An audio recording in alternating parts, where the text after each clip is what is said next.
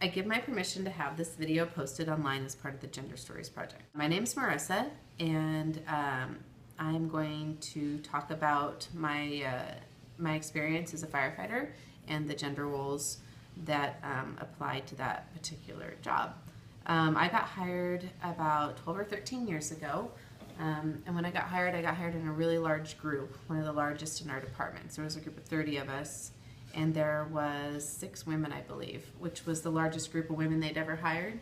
Prior to that, I think we had 5 women that worked in a department of almost 300, or just over 300.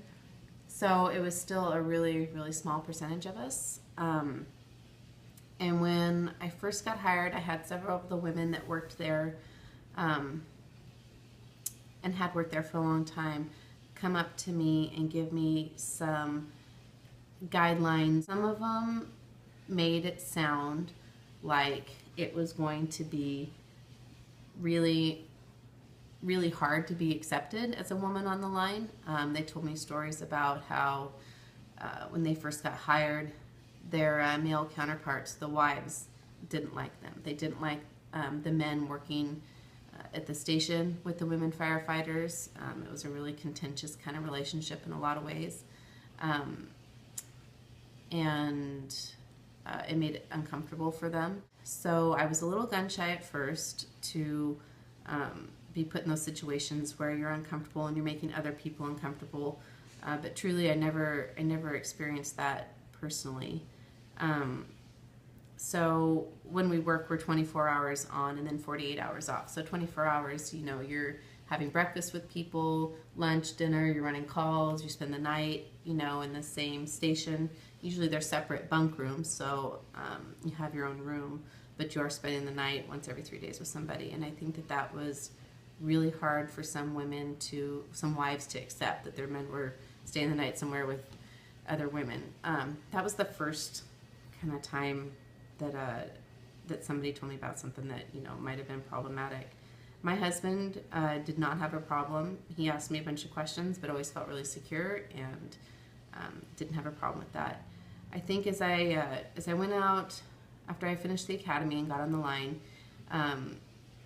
at first men would try and be very proper, and you could kind of tell that they were changing their behavior a little bit because I was around. But then as they got to know me,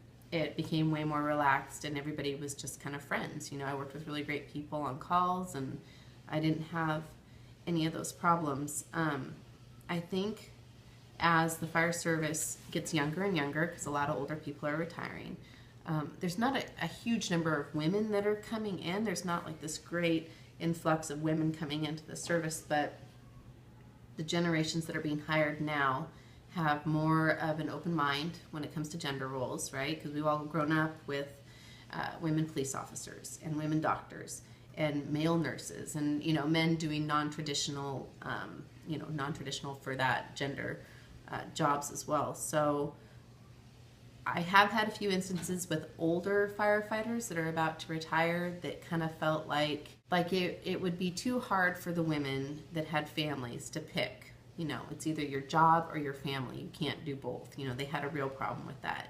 I had one recently tell me that, you know, he thought that I talked too much to my family when I was at work.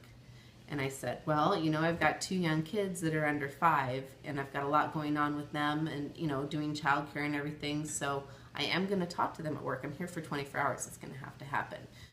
But the younger firefighters, they get it. A lot of them have young families, and those roles, the gender roles, are blurred so much more that it just doesn't seem to be a problem.